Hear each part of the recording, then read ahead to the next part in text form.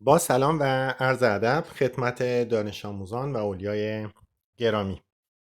از سلسله بحث هایی که در مورد هدایت تحصیلی داشتیم رسیدیم به معرفی رشته ها. رشته ریاضی و تجربی رو معرفی کردیم و امروز قصد داریم که رشته علوم انسانی رو براتون معرفی کنیم.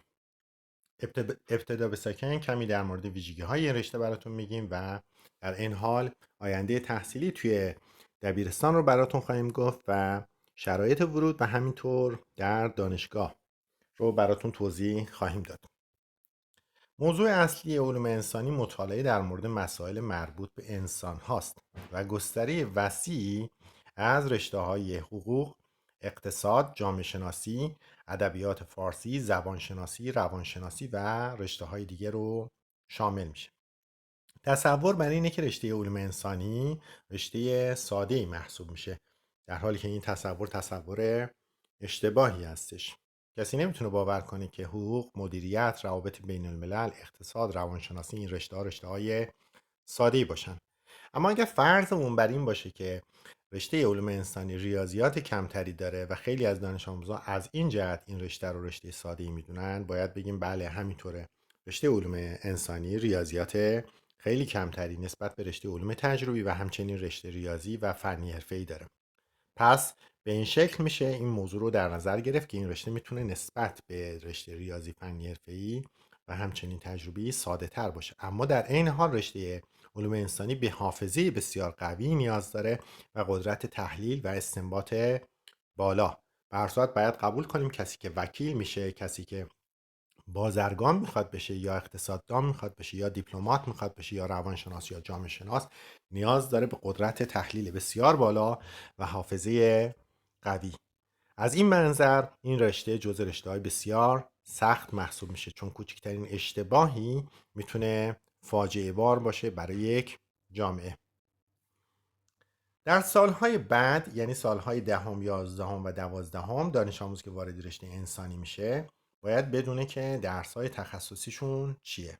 برای امسال شما 3 درس اصلیتون برای ورود به رشته انسانی ادبیات، عربی، مطالعات هستش. به خاطر همین دانش آموزایی که میخوان وارد این رشته بشن باید در نظر بگیرن که این دروس رو تقویت کنن. اما در سالهای بعد شما باید با فلسفه، منطق، اقتصاد، روانشناسی و جامعه شناسی آشنا بشید و در واقع خودتون رو آماده کنید برای ورود به رشته‌های دانشگاهی.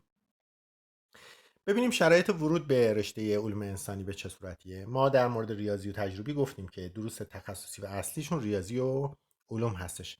اما در رشته انسانی شما باید درس ادبیات 14 بشید، مطالعات 13، عربی 12.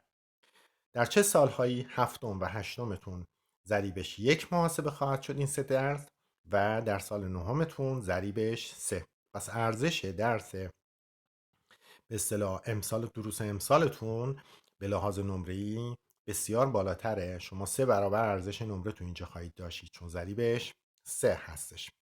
مجموع 3 نمره کسب شده در درس ادبیات، عربی، مطالعات در پایه هفتم، هشتم و نهمتون بدون ضریب در خرداد یا شهریور کمتر از 42 نباید باشه و چنین چیزی اگر اتفاق بیفته عملا شرط ورود به رشته رو از دست میدید. ما بارها تکرار کردیم این موضوع رو. دانش آموز که با این نمره ها وارد رشته ای میشه میتونه تو اون رشته ادامه تحصیل بده، اما جزء دانش آموزای موفق محسوب نمیشه مگر اینکه تلاش خودش رو ببره بالاتر و نمره‌های بهتری رو کسب کنه. یک نگاهی هم می‌خوایم به وضعیت رشته‌های دانشگاهی این رشته بندازیم. ببینیم چه رشته‌هایی رو پیش رو شما خواهید داشت در دانشگاه. همونطور که می‌بینید رشته روانشناسی، رشته تاریخ، رشته جامعه شناسی، حقوق، مدیریت، روابط بین الملل، اقتصاد و همچنین مدیریت بازرگانی رو اینجا توی این تصویر می‌بینیم. روانشناسی جزو رشته‌های بسیار پرطرفدار در این حال مدیریت، اما پرطرفدارترین رشته توی رشته علوم انسانی حقوق هستش و اغلب بچه‌هایی که نمره‌های بالایی رو توی کنکور سراسریشون میگیرن داوطلب هستن که برن رشته حقوق. در این حال رشته‌های مدیریت طیف وسیع از زیر مجموعه‌های خودش رو داره، از جمله همین مدیریت بازرگانی که بهش اشاره کردیم. میتونیم به مدیریت‌های دیگه مثل مدیریت آموزشی، مدیریت دولتی، مدیریت صنعتی و غیره اشاره کنیم. رشته روانشناسی و رشته جامعه شناسی هم همونطوری گفتیم جزء رشته‌های پرطرفدار هستش. همه این رشته‌ها رو اگر دقت کنید می‌بینید ضریب سختی بالایی داره. به طور مثال بچه‌هایی که میرن رشته اقتصاد حتما باید در نظر بگیرن که این رشته بسیار رشته‌ایه که با تحلیل‌های آماری سر و رشته داره. به خاطر همین بچه‌ها باید قدرت استنباط و استنتاج بالایی رو داشته باشن. ویدیو رو اینجا به پایان میرسونیم. براتون آرزوی موفقیت میکنیم. انشالله سعی میکنیم جلسات بعد در مورد فنی حرفه‌ای و کاردانش هم صحبتی داشته باشیم براتون. اما یه گریزی هم به رشته علوم معارف داشته باشیم. علوم معارف هم دقیقا همین شرایط رو داره، فقط دروس به اصطلاح تخصصیش برای وارد شدن به رشته تا یه حدی متفاوتی که انشالله توی ویدیوی دیگه جداگانه براتون توضیح خواهیم داد. شب و روز شما خوش باشه. خدا نگهدارتون.